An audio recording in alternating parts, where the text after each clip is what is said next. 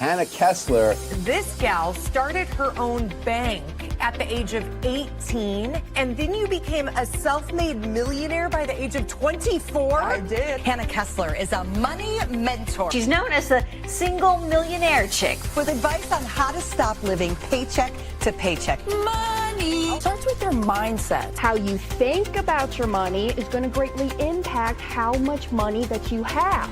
I grew up in a town called Olathe, Kansas. I'd be walking out of the door, going to school, and my mama would holler at me, "Hannah, make good choices." And I'd have to holler back, "Because the choices I make today will affect my future." My parents, they did a very good job about teaching me as a child how to handle my money. We have a lack of understanding when it comes to money. If you want your kids to have money, you need to start talking to them about it while they're young. I'm really second generation to this concept that's called the infinite banking concept. And at 18 years old, my dad gave me the choice to start my own bank that then led me to becoming a millionaire by the time I was 24. Now you've written a book to help tie it all together. So the companion is really just teaching kids that, not specifically money, but really important life lessons. Now being the owner of the Money Multiplier, I help serve over 17,000 clients in every state of the country.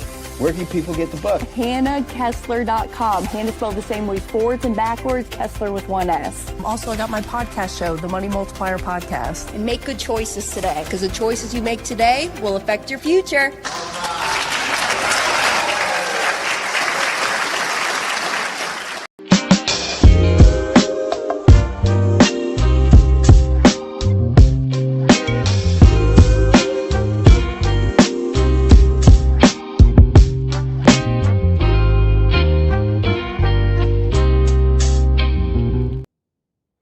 Good morning, my friends. Y'all know I love you because it is currently 7:05 Mountain Time. Shout out Colorado. I wake up, I got here very late last night, and actually Rachel Katz is in town with me. She might make an appearance here on this live stream this morning, but we got into town late. We're in Boulder, Colorado. And I couldn't see the mountains outside my window. And what do I do first thing in the morning is I open up the window, pulling down the chain to raise up the blinds. And the most beautiful mountain is outside. Ah, my heart. See, being a Floridian, I get the beach, right? You don't get the mountains. So here is my 5-year goal. And I've been saying this a lot, which I actually kind of got to update y'all on a few things. Before I tell you about my 5-year goal. But on the 15th of this month, it was a big day for Hannah. I closed on 2 rental condos, all right? And then I had to turn right back around and pay the IRS. So it was a big day. It was a big money day on the 15th of April. But I'm super excited. We're continuing to build the empire, y'all. So that's what I want you to do is build your family empire. And don't allow money in your pocketbook to dictate your time, how you're spending your time, whom you're spending it with. So that's really my goal, is just to help y'all get to that place of true financial freedom. So my 5-year goal is I would love to own property in Golden, Colorado, because Golden has an interest to me. It's far enough away from Denver in the city that you're in the mountains, but it's close enough because, your girl, she loves music and concerts and dancing, right? And it's close enough to the city that you got Red Rocks, you got Mission Ballroom, and you got all the venues right there. So 5-year goal, going to have a rental. I think that one's going to be a short-term rental. So then I can come and I have a place to park the van. That's my vision for myself right now. But who knows? Actually, I was with my family for the last week. Okay, so we were in Scottsdale, Arizona, and then Bub, my brother, Zach, he came and he picked us up and he flew us in the Pilatus from Scottsdale to Austin, Texas. And Mama had some stuff going on out there. We did some business stuff, but it's really, really cool when you have the family with you, and business is also family time, right? And then also if it's a business trip, it's also a tax write-off, but I'm not a tax professional. So go talk to your CPAs and your tax professionals. Okay. But good morning, my friends. Who is on this morning? Dexter, you're always here. Hello, Miss Hannah, spelled the same ways forwards and backwards. Annette, good morning. Good to see ya. Devon, hello. Lisa, girlfriend, good to see you. Devon says, love that music. Mr. Dave, he says, good morning. Sounds awesome. On his way to see Isabel. Dave, tell Isabel I said good morning and hello.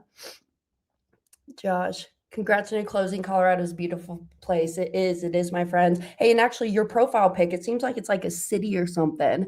So I don't know if you live in New York City or somewhere else. It almost looks like Bangkok, honestly. All right. Dexter saying, in 5 years, you'll have a large bus also with a driver.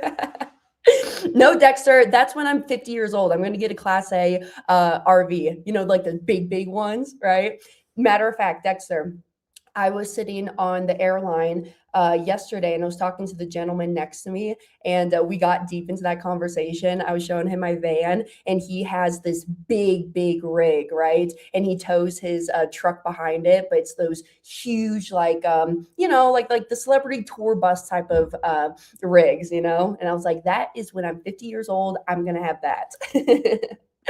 Well, hey, I am super excited about today's topic because this is a question I get all the time, and especially for my investors, okay? And I understand this question because being a real estate investor myself, I get it. I understand the thought process, okay? Hannah, why would I put my money inside of this policy first, only have access say to 60 to 90% of it, depending on how the policy is designed, if you're doing a dump in, yada, yada, yada, we can get into that today too. But why would I put my money in the policy first, only have access to 60 to 90% of it, and then go invest it?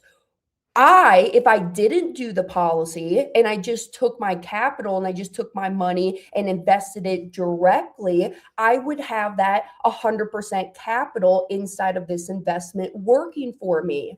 So how does this make sense, or why would this make sense to me? I want to break it down, okay?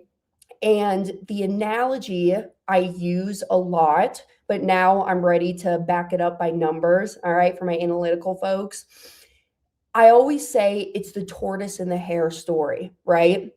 You are going to be the hare, okay? I'm going to be the tortoise. You being the hare, you are taking your capital and you are just investing it directly into whatever you like: gold, silver, real estate, crypto, stock market. I don't care. Invest in the things that you like, know, and understand, right? I'm never going to tell you how to go make your money, how to invest your money, okay? But if you want to have those buddy conversations, I'm here. I'll tell you, I'll turn you on to what I'm doing, what's working out for me over here. But you will be the hare. If you go and take your capital, invest it directly into that investment, you're going to beat me in the early years, okay? But there's going to come a point in time where me, the tortoise, I catch up to you and I'm going to win this race all day long. See, people, and especially like our society here today in America, we are very microwave mentality, very drive-through mentality is what I like to call it, short-term thinkers, if you will. And I'm telling you right now, the infinite banking concept, if you are a short-term thinker and you cannot think long range, what Nelson Nash teaches us, this ain't for you. If you're thinking, oh, I'm going to do this stuff and then stop it after 5 years, no, don't do this. Go do something else, okay? Because it's not just about the products. This is a process. This is the additional step that you're adding into your financial life. So definitely have to have the long-term thinking. This is not for quitters, okay? And let me get even more specific. When we're talking about IBC, the infinite banking concept, we are talking about whole life insurance. Let me tell you something. I had a phone call just yesterday with somebody.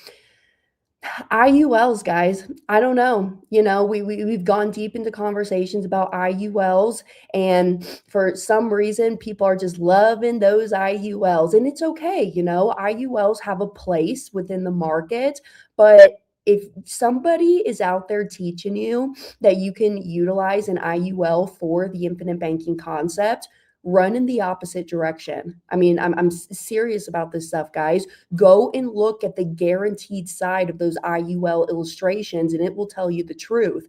And we've broken it down, okay, here on the live stream and even on the Money Multiplier podcast. You can go and search up those episodes on YouTube or on the podcast platforms. Literally just search up IUL and you'll see some of the videos that pop up. But anyways, without getting so deep into that conversation, we talked about it not too long ago, but we're specifically talking about whole life policies and whole life insurance.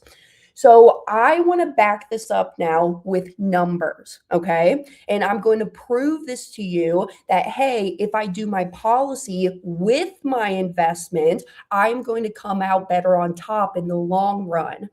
And this is actually a tool that we build for all of our members. So all of the folks who are a part of the Money Multiplier and you decide to practice this stuff over here with us, because remember, you don't have to do this with us. I mean, hopefully you want to, right? I mean, like I look at myself as the cardiologist when it comes to the infinite banking concept, but you don't got to do it over here with us. You know, just go with somebody who is an authorized IBC practitioner. That is just my biggest advice. But this is a tool that we build for our members. It's something that's called the gains projector. And this gains projector was literally created because of this question. We get it all the time speaking to real estate investors. So I'm going to break it down, the gains projector, with y'all today. And then also, if I just go and invest the capital directly. Pause for a second. Let me get a sip of water. High altitude. Beach girl, sea level girl over here. Got to stay hydrated. All right. I'm going to add this to the stage. Can you see this okay? What I did, and let me actually blow it up a little bit. Let's zoom in. There we go. All right. What I did is I put this into AI and I said, hey, can you run me a 15-year analysis? If I have $1 million as my initial investment capital, and I take that $1 million and I go and invest it into something that's going to give me an annual return of 14%. Okay, so this is like private lending or maybe some syndications or a real estate investment, right? So that's how we're getting that 14%. So if I take this $1 million and I go and invest it directly and it gives me 14%, and then every year I am taking the gains and putting it back towards that investment. Okay, so here's the little schedule here. And I put this into AI, so that's how I built this all out. Here's my initial $1 million. And then every year I'm putting in 100,000, 100,000, 100,000 for 7 years. And then it drops down. Hannah, why is it kind of funky? Why does it drop down to 99,524 in year 8? And then why does it drop down to 52,483 in year 12?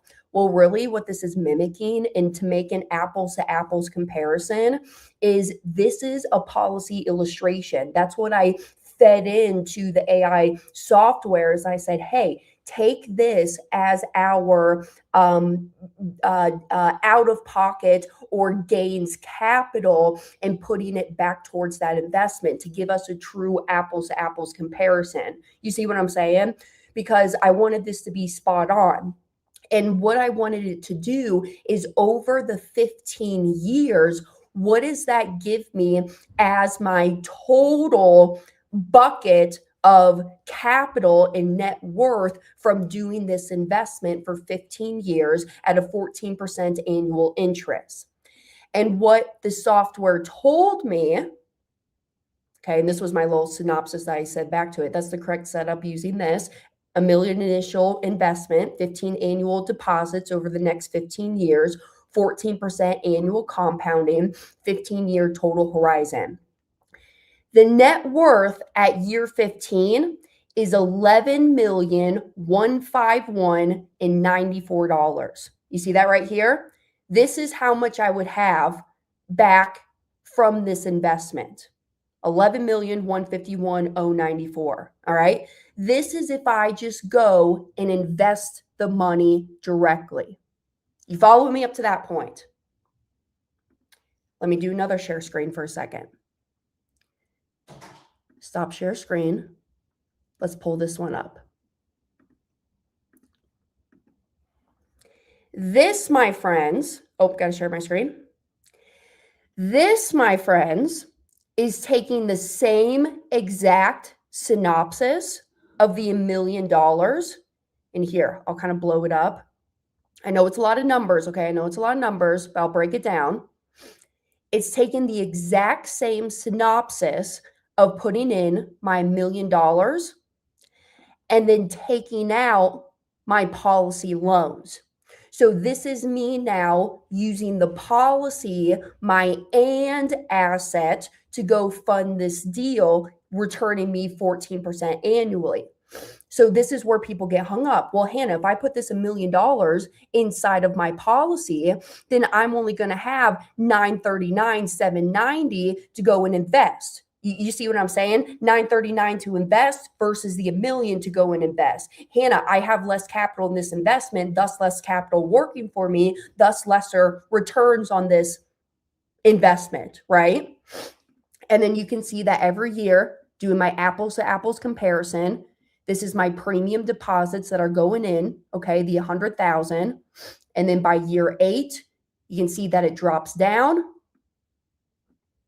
And then by year 12, it drops down again, okay? So do you agree that this is a true apples to apples comparison? Give me a thumbs up or say yes in the comments.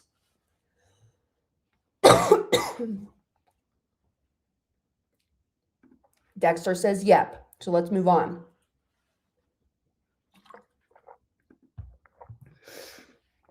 Over the 15 years, if I do this with my policy, I would have a total of $11,812,058.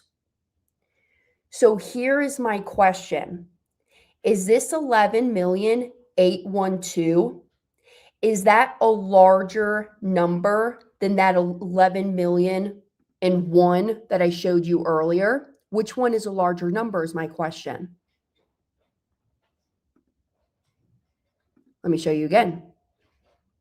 Share screen. Share. Which one's a larger number? This 11.1 or the 11.8? It's the 11.8, right? I have that 11.8, but guess what else that I have? It's a difference in $660,000 simply by running the money through my policy first. I have $660,000. We can even call it 661 if we want to, using IBC over 15 years. Plus, I have my death benefit of the $370,000, assuming that my loans never get paid back. So literally, just by adding one additional step into my financial life and using the policy to go and make those investments directly, I have over $500,000 more than if I wouldn't have done this. What do you want? But it's got to be, you got to have the correct thinking about this, okay? Because this is not for short-term thinkers. This is the long haul. There's a crossover point, and that crossover point happens anywhere between year 7 to year 10 of the policy becomes more efficient with your investment versus just going and investing the money directly. So there's a crossover there. And it's almost like saying, hey, why would I go do this? Why would I even start a business from scratch? I know that when I start my business, year 1 of my business, I may not make any profits. Year 2 of my business, I may not make any profits. Maybe by year 3, maybe I'm just breaking even now. But then by year 4, I'm definitely breaking even. And that's not even guaranteed in a business. Guess what is guaranteed? the interest rate inside of your whole life insurance contract with a mutually owned insurance company. So it's literally, it's not that complicated, but I know you guys want to see the numbers. So that's why I'm breaking down the numbers for y'all. And that's why this gains projector really does exist, and to help y'all see the numbers, see that clarity. But literally, let's say that this person, over 15 years, they were doing this, and then they graduate, they pass away, they never pay back their policy loans. Well, at the end of it, what the insurance company would do is they would take their death benefit that they have on that policy, subtract out any outstanding loans, and then the remaining death benefit, that $370,000, that's what's going to get paid out lump sum tax free to whoever they named as the beneficiary on their policy. And by the way, just a little side note on beneficiaries. Yes, your trust can be your beneficiary. You can split beneficiaries. Let's say you have 2 children, you want to do 50% to each of them, or you can even select like specific dollar amounts, like of this 370. Let's say one of my kids is I like them better than the other, so I give them 300,000, and then the other kid I give them 70,000. I'm just kidding. Treat your kids equally. Matter of fact, you know who's the best at that? My father. Dad, he is so funny sometimes. Dad will literally, like, if he gives, like, let's say Zach like $20 or something, he comes right back around and gives Hannah $20 too. He's like, I gotta treat you guys equally. I can't pick a favorite kid here because you guys will start griping at me. He's kind of cute in that way. But I'm like, Dad, I don't need $20. Just take it. Go give it to Zach.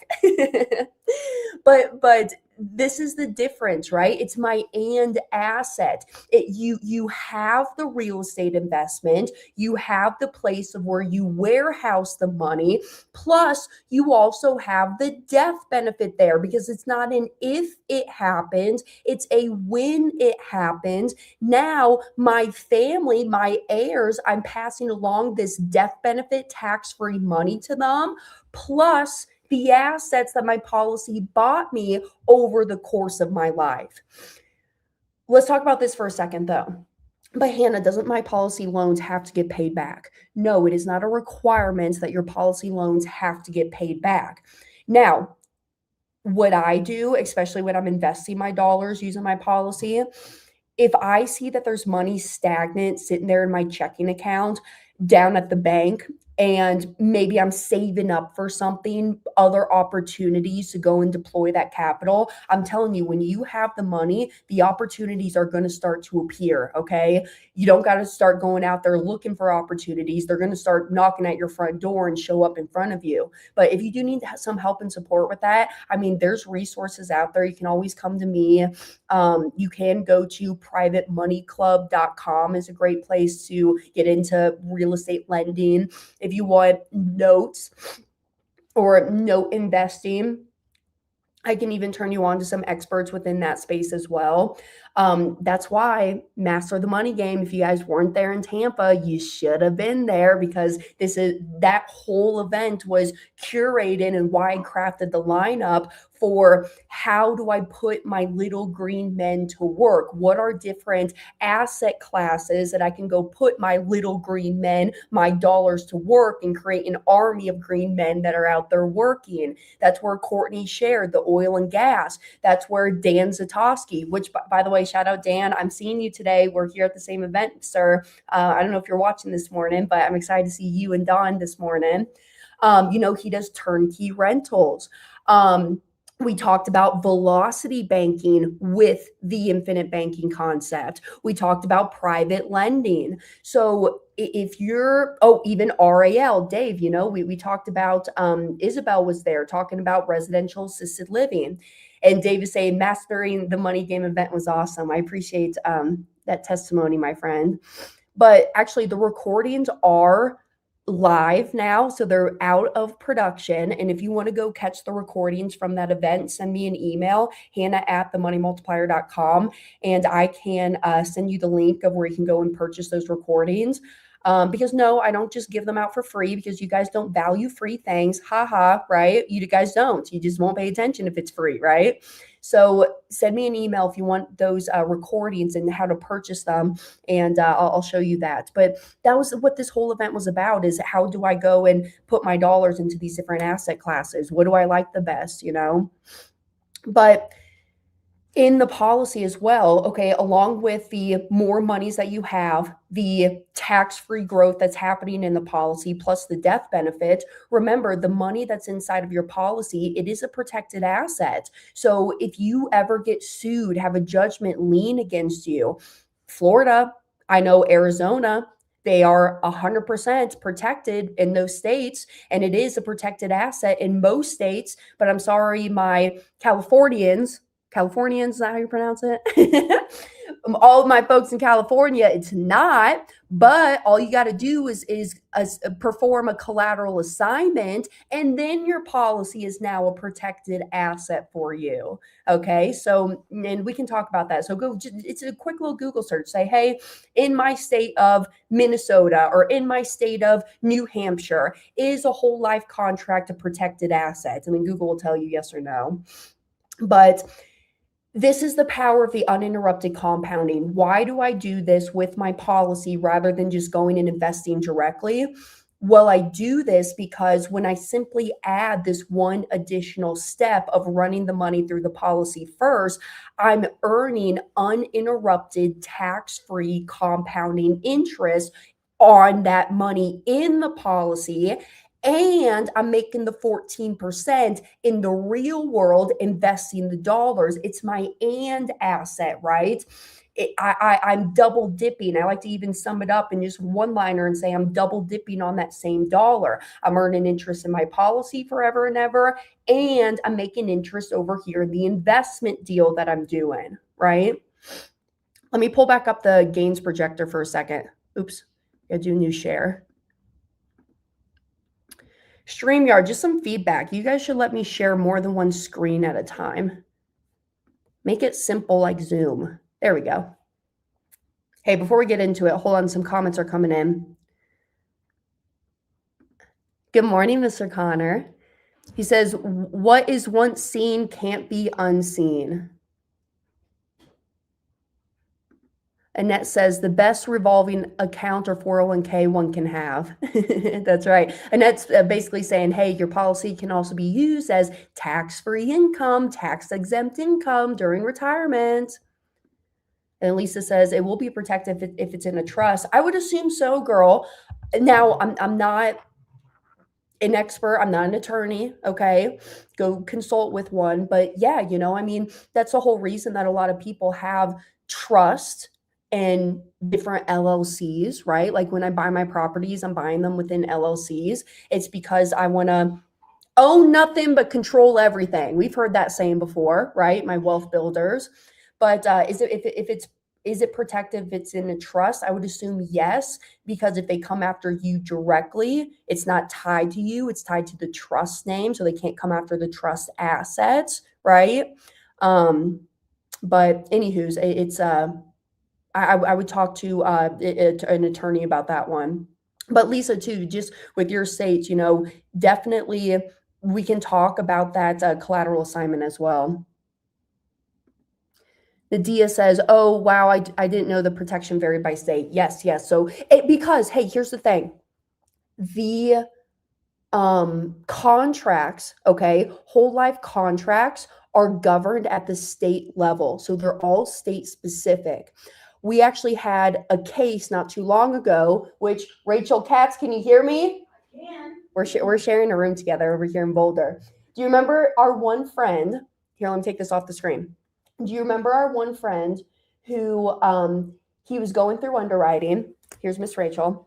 Good morning. Do you remember our one friend? He was going through underwriting and he was living in one state, and then during underwriting, he moved to another state. Yes. And then he signed his policy contract in the other state. And it derailed Yep. So And so the insurance company came back and said, hey, why did he sign his contract in this state when the application was submitted in this state? Well, he moved during the application process. Within that 4 weeks of underwriting, he moved. So what the insurance company wanted us to do is we had to sign a new application based on that new state of which he lived in, because it's all state specific.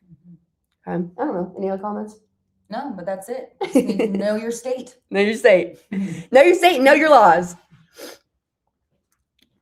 North Carolina is better than Florida and New York. Okay. I think Florida has better weather. No, I'm just playing. North Carolina is a beautiful, beautiful state, though. No, that's good, though. I'm glad that y'all are looking this up, and you should. You guys should know your laws within your state.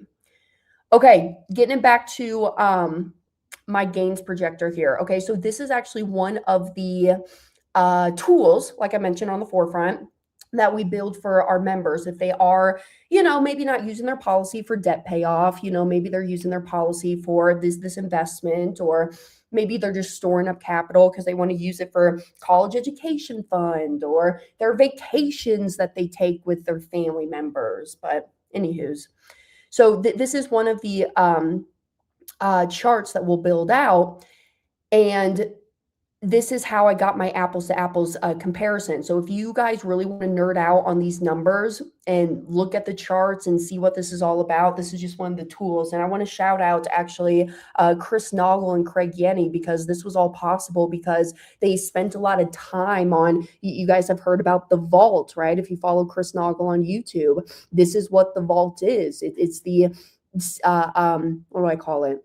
Not the system. I guess it is a system, but it's where we can plug it in to the system, for lack of better words, and it will literally give us that apples to apples comparison. So I didn't want to go too long today because I do have to get ready. I have to speak on stage here later this afternoon, and I need to get ready for that. But I just really wanted to break down the truth, right? Because math doesn't lie, right? And that's what this is all about.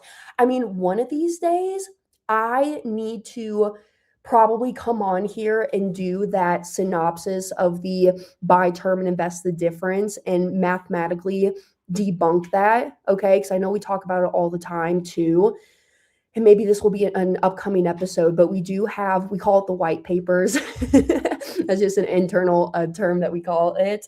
But we do have those white papers on breaking down the math behind buy term and invest the difference versus the infinite banking concept. Because hear me out, term life has a place, right? I like term life. I especially like convertible term policies. Matter of fact, I made my sister-in-law get a convertible term policy to max out herself. Sean and Allie, they have 6 policies themselves. They have a few on Allie and then a few on the kids, which, by the way, I'm going to go see my niece on Saturday. She is turning 17. My niece is turning 17. So I got to go see her. I'm going to be down in Cape Coral after this. That's my next stop before I make it back home. But I told Allie, I said, Allie, you should consider getting this convertible term policy, because honestly, you're kind of the only hope for the family, because my brother, your husband, he's uninsurable. The insurance companies will not touch him right now. And it's so important to protect your insurability, because you don't know what's going to happen. Cancer arises, health conditions arise. You could be walking down the street, you could get hit by a car, and then now you have cognitive issues and the insurance company won't consider you. There's so many ifs within this one life that we have, and you don't know if maybe in the future you won't get considered for coverage. Actually, shout out Connor. I know you're watching right now. You came back hearing me talk about convertible term and you said, hey, that sounds like a good idea. I should probably do that. And I told Allie, I said, Allie, you're my sister-in-law, so I'm going to kind of force you to do this. Just kidding. But I said, max out your body, okay? Take this new whole life policy designed for IBC, take this new whole life policy, but then with that extra death benefit that you can get on your body right now, let's take a convertible term on you so that in the future, you can convert that term into whole life, still design it with paid up editions, still design it for the infinite banking concept. But then you won't have to go through any underwriting for it. You are already locked in, and you've already secured that insurability and secured that death benefit on yourself. And so that's what she did. Another short little story. My cousin, I have a cousin. She had a 10-year-old policy. Well, it would have been 9 years old now. It was issued in 2017 with a company called Security Mutual Life, one of the 6 insurance companies that we do business with, one of the mutually owned companies. She had a 9-year-old policy, and she was listening to the noise out there, okay? I always say, think for yourself and question, but she was listening to the noise out there, even from her own family members of, oh my goodness, that stuff is a scam. You shouldn't be doing that. Whole life is stupid. You should just buy term and invest the difference, invest the rest, which by the way, masses, are you guys really investing the rest? Genuine question. Okay. Go do a poll, go do a study on that and see how many people are actually investing the rest. But she surrendered that policy. She's coming back now saying, oh my goodness, it was so stupid for me to surrender that policy. I can't believe I did that. And you know what happened? Now she's diagnosed with pre-cancer. Now the insurance companies want a conclusion to this pre-cancer before they'll even consider her for another policy. That kind of sucks, doesn't it? You never know what's going to happen within life.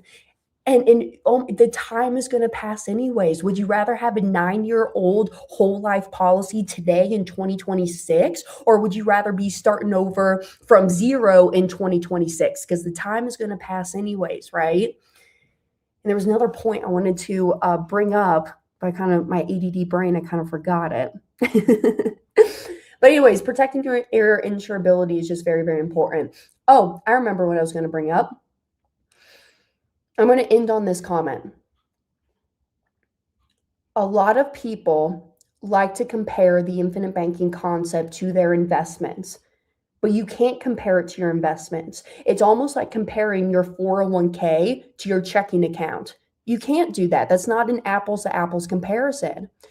The whole life policy and this whole concept in the process of you becoming your own banker, it is about recapturing the money that you're already spending.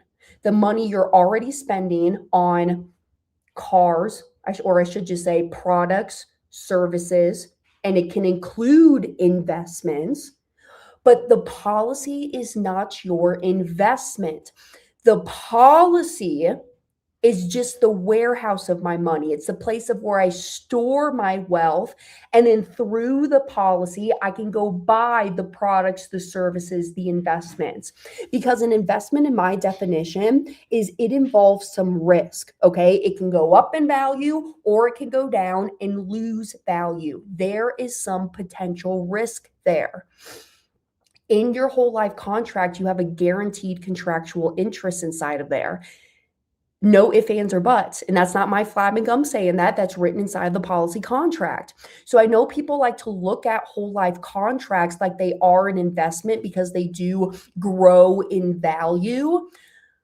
But it's not an investment because it can never go down. It can never lose value. Go check out your IUL illustration on the guaranteed side. Does that lose value? Question mark. Just a thought. But the whole life contract can never lose value. So it's not my investment. And this whole concept, and I'm getting it now, why Nelson says like on page 3 of his book, Becoming Your Own Banker. It's over there on the bed. I was going to bring it up for y'all. But this is why Nelson on page 3 of his book, he says, hey guys, it's going to take several thorough readings to fully understand the message of the infinite banking concept. But once you get it, you got it, right? And actually, there was a guy out there, I found it on YouTube, where he was kind of bashing Nelson, honestly, and saying, well, Nelson, you just weren't a great communicator, because if you were a great communicator, people wouldn't have to reread this book several times to fully understand its message. No, that's not correct, because you have to unlearn all of the stuff that you've been taught up to this point in your life. And that's the hardest thing. Go watch the backwards bicycle video, y'all. That's why I play it within my presentations, the backwards bicycle on YouTube, okay? 7.5 minute video. It comes from a channel called Smarter Every Day, backwards bicycle. But that's why it takes some time for people to fully grasp this, because it's a total 180 thinking from what you've been conventionally taught up to this point in your life. So this process, this concept, it is not about rates of return of any kind. This is not, because I get it, right? Being a real estate investor, I'm like, hey, why would I go put my money in a stupid guaranteed 4% interest with dividends at the minimum 4%? Why would I go do that when I could go lend my money, give it to this borrower, and they're paying me no less than 15%, right? But again, to go back, it's the and asset. It's not my either or. This is my and. So I understand that thinking and that mentality of where you're starting now, but you got to rethink your thinking, and you got to unlearn some of the stuff that you've been taught up to this point in your life. And that's why you have to keep rereading Nelson's message in his book of Becoming Your Own Banker. But it's just talking about recapturing the money that you're already spending. How can I spend the money, but then save it at the same time? Or AKA what's called the opportunity cost of your money. We don't have time to get so deep into that today, but the opportunity cost of your money. Go and nerd out on it. Go look it up if you want to go down that deep rabbit hole. One of these days, we'll get into it, or just click on some other videos on the channel. We talk about it there too. So wait, I said last thing, but here, let's talk about this, just like real world application to this. Being a real estate investor, I didn't address this question because my ADD brain took over. But when I'm taking loans out from my policy, right? When I take out a cash value loan, I'm not withdrawing the money from the policy, I'm taking out a loan. I'm using the insurance company's money in the real world. You're not using your money. You're using the insurance company's money in the real world to go and invest into that 14% deal. So that's how and why your money continues to stay in the policy to grow and compound as if it was never touched. But if I take out that cash value loan, the insurance company is now going to be charging me that 5% interest on my policy loan. And depending on the insurance company that you're working with, it could be anywhere from 5 to 7%. Now, contractually, loan interest rate can be anywhere from 0 to 8%. That's what it states in the contract itself. And remember, these insurance companies, they're their own private entities. They're not based on the Fed and what they're doing. They get to determine their own interest rates they want to set. But depending on the insurance company, it can be anywhere from 4.5 to 7%, just with the companies that I personally do business with. So Hannah, when I take out the money in that cash value loan for my policy and I go and invest it, I'm going to have to pay that loan interest. Yes, there's going to be loan interest on that policy. What I do when I'm using my policies for my investments is I will annually pay my loan interest out of pocket. Pay that loan interest out of pocket, and then keep using your loan money in that investment deal. Because my simple mind thinks, well, hey, who cares if I'm paying you 5% insurance company when I'm over here making 14%, right? I'm just working the spread and the arbitrage on the dollars all day long. But this is kind of where it gets into a deeper conversation of, you should be up to speed on your cash flow that's coming in. I look at my cash flow every single month, and I update my net worth sheet every single month. There's some tools and some resources I can give y'all, okay, if you want, or go watch my one podcast episode where it's titled How to Expand Your Policy Portfolio Without Overextending Yourself. But I get into my net worth sheet there, and that's how I know what my cash flow is every single month. And also Rocket Money. I do love me some Rocket Money. Okay. Shout out Rocket Money. For my people who have children or maybe Gen Z millennials, Great app, Rocket Money. Track your spending, track your expenses. But what I do is when I see that there's money being left over at the end of the month, I don't just keep the money inside of my checking account. If I see that there's more than 3 months of my overhead expenses inside of my checking account, I will move that money back towards my policies and pay back my policy loans. So that's even calculations and like accounting that we're not even taking into consideration here. Because obviously, if I go pay back my policy loans, I'm paying down the principal that I have outstanding. Thus, I'm paying down the loan interest that I have to pay on that loan. And the rule that I use for myself is if I'm not going to use that money within 60 days, 60 to 90 days, that's when I'll take the money and I'll just go pay it back to the policy. Because y'all don't be playing mental gymnastics with these insurance companies, right? I mean, the insurance companies are not commercial banks in the sense that they're doing 1 million transactions a day. Okay, so they're going to get a little irritated if you go in there like every single day and like start requesting your policy loans out. You know what I'm saying? So that's why I say, hey, monthly people, take out your loans on a quarterly basis. Or, hey, if I'm not going to use this money within 60 days, then I'll go and pay back the policy loans. And then once I'm ready, then I'll go and take it back out again.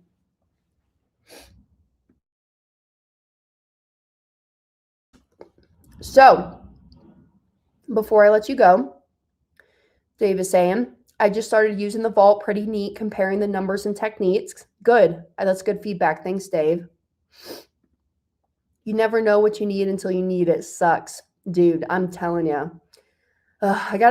Dexter, I gotta fill you in sometime soon in my community about like the nanny and papa drama, my grandparents.